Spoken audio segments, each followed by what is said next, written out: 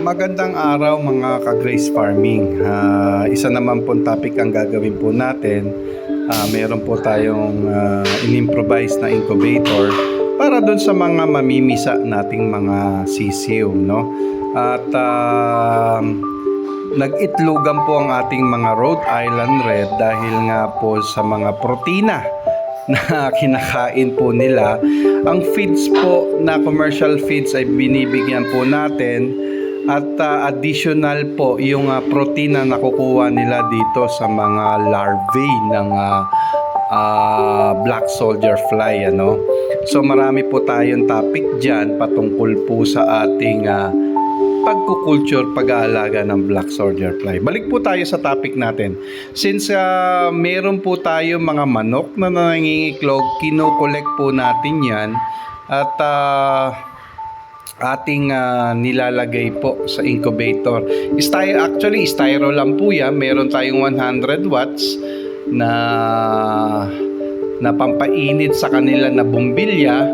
Ang ginagawa lang po natin, every morning, iniikot lang po natin sila. Every magpag-lunch, iniikot natin sila 3 times a day. Bago ako matulog, iniikot-ikot ko lang po sila. So ngayon magkakadling po tayo. Ano po? Para malaman po natin kung meron bang magtutuloy, may development ba doon sa ating aantayin na 19, 20, 21 days na pamimisa nila. Mas maganda na bumili po kayo ng automatic na incubator. Meron po sa Shopee, sa Lazada, meron sa Facebook. Since ako po tinry ko lang po itong maggawa ng sarili ng incubator, ano. Ayan. So meron yung fan, ano. So ngayon tingnan natin kung paano, kung okay siya. Ayan, makikita po natin, sinisilaw lang po natin ng cellphone. Pinatay lang po natin yung ilaw at gabi po natin ginagawa po yan, ano. So ito, solido po ito at nakikita po naman natin parang walang space doon sa kanyang loob. So matik na meron po siya o may development na nangyayari doon sa kanya, no. So ilalagay muna natin sa isang tabi lahat ng sa tabi. Ayan. So okay lang po yan, no, kahit medyo pag sa cuddling medyo nakabukas siya at ayan, wala tayong makita dahil bukas ang ating ilaw. So ayan, yun, no, may kulay itim, no? May kulay itim at may mga ugat-ugat. So meaning to say na meron po siya. Ayan, so maganda pong resulta po yan para do sa una natin. At dito at ang itim na nakikita natin ay para tilang wala, no? At konti lang yung itim na nakikita natin, no. So pwede po natin siya penoy, no, kung kumakain po kayo ng laga ng ganyan, masarap po yan. Ito rin pong isa, no, may space po siya na may itim po siya at may mga ugat-ugat. Pwede pong bigyan po natin siya ng pagkakataon, ano po. So yan po, ito po napakalinaw at parang wala po siyang masyadong itim sa loob. So ganyan po, no, sa sa pagkakadling, hindi naman po perfect. Ang may mga fertility at may mga walang fertility na itlog, ano. So kaya lang natin tinitingnan ito. Ayan, may itim, no. Ayan, ganyan. Pero parang maliit na lang yung isa, no. Maliit na lang yung pagkakaitim niya. Pero tingnan natin dahil wala namang problema. So ayan po ay nilagay ko muna sa rep. Naglagay muna ako sa rep ng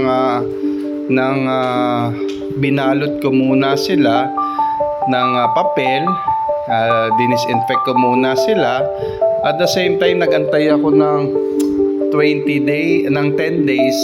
Sama-sama sila, kino-collect ko isa-isa araw-araw yung mga itlog ng manok at nilagay ko muna sa pinakailalim ng rep yung lalagyanan ng gulay, no. So doon ko muna siya nilalagay. Kaya ayun, sa naipon siya. So kaya So ayun, naantay natin yung 10 days. So within dun sa 10 days, makakaipon kayo ng itlog ng manok at sabay-sabay silang ilalagay sa incubator. Ano? May second batch na tayo na habang mamimisa ito at may ipapasok na rin kagad tayo na bagong batch na inaantay din natin ng 10 days para dumami yung sisiw natin. Ano? So ayun no, napakabilis kung ganito po ang magiging resulta natin. Meron lang po kayo na Rhode Island Red, meron lang po kayong mga native na manok at napakabilis pong dumami kung meron po kayong incubator. Sabi ko nga po sa inyo, lalagay nyo lang sa rep at magko-collect kayo ng araw-araw, lahat ng naipon ninyong itlog, sabay-sabay silang ipapasok sa incubator. Bago nyo ipasok sa incubator, wag nyo muna ipapasok dahil malamig po yan.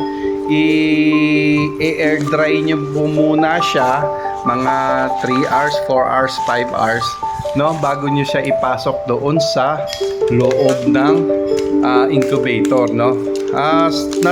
Nabanggit ko nga po kanina, ito ay ginawa ko lang po, no? Sariling gawa ko lang po yan. Bumili lang po ako ng styro, bumili lang po ako ng fan, bumili lang po ako ng bumbilya, at bumili rin ako ng temperature, no? Yung nagmo-monitor sa kanya doon sa temperature, no? Pag bumaba siya ng 37.1, mabubuhay yung pinakailaw na 100 watts. Kapag tumaas siya ng 37.8, mamamatay na yung ilaw niya. Kaya ganun po yung setup nung temperature. Merong iba 37.4, magbubukas na siya. Yung iba naman 37.3, magbubukas na siya. So paiba-iba rin ng setup, ano po. Pero po dito sa akin ay 37.1, magbubukas na siya para mag-generate uli ng required na init para sa ating mga itlog. 37.8, meron 37.9, merong 38.1. Kung puno na yung mga itlog or kung puno na yung inyong incubator ng mga itlog, pwede nyong i-adjust yung temperature ninyo na hanggang 38.1, no? Ito po yung ang setup po na ito, disclaimer lang po, ito ay akin lamang pamamaraan, no? May iba-iba po tayong pamamaraan ng temperature since hindi po ako eksperto dito sa tinatawag na incubator. Ito ay aking experience lamang. Sinishare ko lang po. Ano po? So, ayun. So, marami po tayong nakuha dyan ng magtutuloy at marami rin po tayong nakuwang hindi nagtutuloy. So, meron tayong 17 na magtutuloy na may development sa pagkakadling natin, at meron tayong 7 na hindi magtutuloy, no? So sabi ko nga sa inyo kanina, ilalaga po namin yon at para masarap din po kasi yun no, na Penoy, no? May kumakain po katulad po namin ng Penoy, ano po.